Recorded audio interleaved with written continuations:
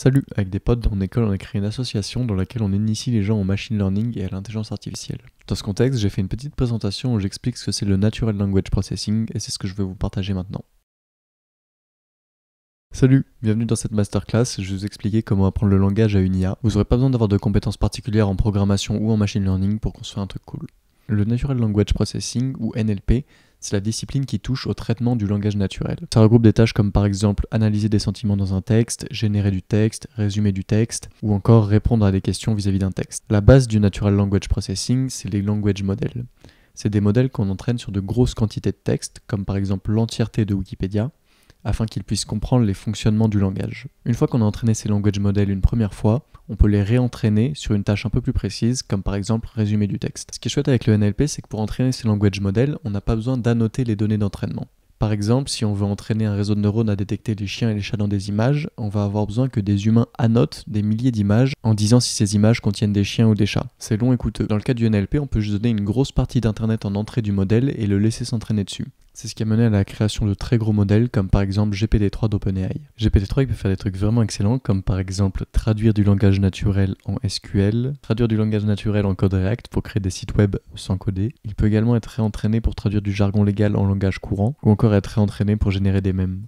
Ok, donc aujourd'hui je vais vous montrer comment faire des trucs similaires.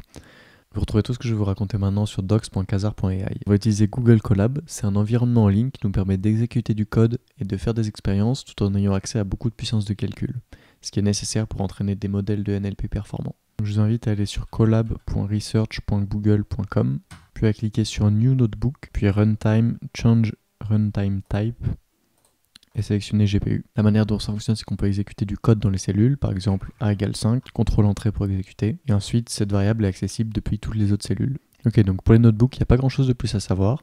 Maintenant, pour ce qui est du NLP, on va utiliser un modèle qui s'appelle T5. C'est un modèle qui est cool parce qu'il nous permet de modéliser n'importe quelle tâche de NLP comme étant une tâche texte-to-texte. C'est-à-dire que par exemple, si je veux l'entraîner à traduire de l'anglais au français, je lui donne des exemples de phrases en anglais et la traduction en français. Ou si par exemple, je veux l'entraîner à résumer du texte, je lui donne d'un côté le texte complet et de l'autre le texte résumé. Également, de la même manière que GPT-3, il a été pré-entraîné sur beaucoup de données, ce qui nous donne une longueur d'avance. Ok, donc pour simplifier l'entraînement, on vous a préparé un petit peu de code. Il faut commencer par installer la librairie, donc la librairie qu'on a créée, ainsi que Transformers, qui est la librairie phare dans le domaine du Natural Language Processing. Une fois que c'est installé, le notebook vous demande de redémarrer le runtime, donc on clique sur Restart Runtime, puis on importe les librairies. Donc maintenant on passe à la partie intéressante. Donc pour pouvoir entraîner le modèle sur la tâche de votre choix, il va falloir créer un dataset. Dans ce dataset, il va falloir spécifier la tâche que vous voulez que le modèle effectue. Moi je voudrais qu'il traduise de l'anglais au français, donc j'ai appelé la tâche Translate. Ensuite je lui ai montré 10 exemples de phrases en anglais et en français. The cat is alive et le chat est vivant. 10 exemples comme ça. Et donc avec ces 10 exemples, je vais pouvoir l'entraîner pour traduire de l'anglais au français. Pour faire ça, on crée le modèle avec modèle égale T5. Là, ce qui se passe, c'est qu'il télécharge le modèle pré-entraîné. Une fois que c'est terminé, on peut entrer le modèle sur notre dataset. Donc là, ce que vous voyez, c'est le numéro de l'époque. Une époque, ça correspond au nombre de fois que le modèle a vu tous les exemples du dataset. Donc une fois qu'il aura vu ces 10 phrases-là, on aura terminé une époque. Lorsqu'il aura vu ces 10 phrases-là 2 fois, on aura terminé 2 époques. Ensuite, le deuxième truc qu'on voit, c'est la loss. La loss, c'est un calcul de l'erreur de notre modèle. Plus la loss est grande, plus le modèle se trompe, plus elle est basse, moins il se trompe. Donc en gros, on préfère quand ça descend. Ok, donc le modèle vient de terminer de s'entraîner. Ça a pris une petite dizaine de minutes et maintenant on va pouvoir l'utiliser. Pour l'utiliser, on peut faire modèle.predict, lui donner le texte en entrée et ensuite lui donner la tâche qu'on veut qu'il effectue. Donc encore une fois, translate. Donc voilà, on voit que ça marche pas trop mal. Rien qu'avec une dizaine d'exemples, il a compris que je voulais qu'il traduise de l'anglais au français.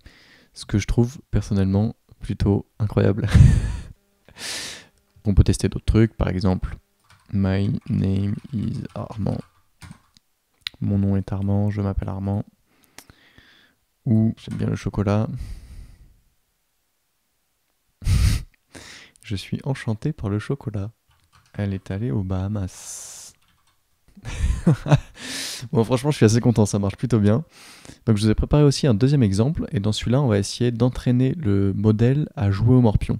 Donc, ce que j'ai fait, c'est que j'ai préparé plein d'exemples de la grille de morpion avant le coup du modèle et après le coup du modèle. Donc, le modèle, lui, il joue avec les croix, et moi, je joue avec les ronds. Et donc, c'est parti, on va l'entraîner, on va voir si on peut jouer au morpion avec un modèle qui, à la base, est fait pour analyser du texte. Ok, donc le modèle vient de terminer de s'entraîner, on va pouvoir essayer de jouer contre notre modèle. Ce qu'on fait, c'est qu'on lui passe l'état actuel de la grille, et il nous répond le nouvel état de la grille avec le coup qu'il a joué. Ensuite, nous, on donne les coordonnées du prochain coup qu'on veut jouer.